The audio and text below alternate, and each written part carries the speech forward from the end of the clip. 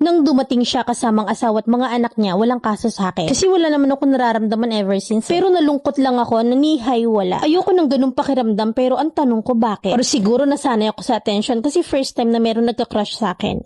March 2013 nang sabihin sa amin ng tita ko na ikakasal na siya at nagulat talaga kami. Kasi wala naman siyang boyfriend. At trabaho, simbahan at bahay lang talaga yun. Yung pala, meron siyang nakilala sa Quezon nung nagsimba siya. At naging chatmate sila ng 2 taon. At pag uwi galing Saudi ng lalaki ay nag-propose agad. Mabait ang naging asawa niya. Naalala ko paano nag-ayos sila para sa kasal ay sinama nila ako papuntang Quezon para makatipid sa pamasahe. Na 2 weeks yon before the wedding. Masaya ang buhay probinsya, tahimik at maaga kaming natutulog. Nakapag-aalis sila naiiwan ako sa bahay. May wifi naman that time at nakakahiram naman ako ng cellphone para makapag-Facebook. And then one day before the wedding, paggabi na nun at kagigising ko lang nang biglang may kumatok at ang sabi ni tita, buksan mo't baka yan na yung inaantay namin. Bukas ko nakita ko ang isang babae at may mga kasama siyang bata. Masaya ang babae at tuwan-tuwa siya sa akin. Kapatid nga pala siya ng mapapangasawa ni tita. So pumasok sila at nagkwentuhan sila ni tita at ako naman nakaupo lang sa may dining. Na dahil nga mainit naman nakashort lang ako at nakasando lang. Hanggang sa gumabi na at ayaw pang umuwi ng batang lalaki na nasa edad na 12. Pinipilit niya na doon na sila matulog para daw may kasama kami. Ang kaso hindi naman pinayagan ni tito na mapapangasawa ng tita ko. At nung araw ng kasal kasabay pa rin ako ni tita sa pagdating sa simbahan. At nagulat ako nang kausapin ako ng isang batang lalaki. Sabi niya sa akin, "Uy, kanina ka pang inaantay ni kuya." Sabi ko, "Bakit naman?" At sabi ng bata sa akin, "Kasi crush ka ni kuya." At nang matapos na yung kasal sabi ng lola ko, sumabay na ako pauwi ng Cavite. Since na wala rin naman akong tutulugan. Tsaka first night ng mag-asawa kaya umupo ako sa likod ng van. Nang paandar na kami, napansin ng pinsan ko ang batang lalaki na nagbababay sa akin. Natawa na lang ako kasi nakita ko yung pag-iyak nito. Dumaan ng taon at nakapangasawa na ako at nabalitaan ko rin na meron na siyang asawa. At 2024 na magbakasyon ulit kami sa Quezon. At kasama ko na yung mga anak ko nun. Since ka mag-anak siya ni tito ay nagkita ulit kami. Dumalaw kami sa mga magulang ni tito at kapitbahay lang sila. And then kami ni tita umupo muna kami sa bahay nila. At nang dumating siya, nagkamustahan lang kami pero kita ko yung saya sa mukha niya. Na ewan kung bakit ko yun napansin. Pagkatapos nun nagpaalam na rin kami. Then 2025 ay umuwi ulit kami para magbagong taon. Pasko ng mga time na yon. Dumating ang mga kapatid at pamangkin ni tito at merong papasko sa kanilang mga bigas at may konting handa. Nasa kwarto lang ako at nahihiya akong humarap. At nang dumating siya kasamang asawa at mga anak. Walang kaso yun sa akin kasi wala naman ako nararamdaman ever since. Pero nalungkot lang ako na nihay ay wala. Na ang sabi pa nga ng pinsan niya, "Uy, si ano?" At nang makauwi na sila, saka lang ako lumabas. Ayoko ng pakiramdam ko nun pero ang tanong ko bakit? O siguro nasanay ako sa attention kasi first time na may nagka-crush sa akin Gusto ko lang sana yung i-share, Mami Len. Sana mabasa rin. Letter sender, Lisa.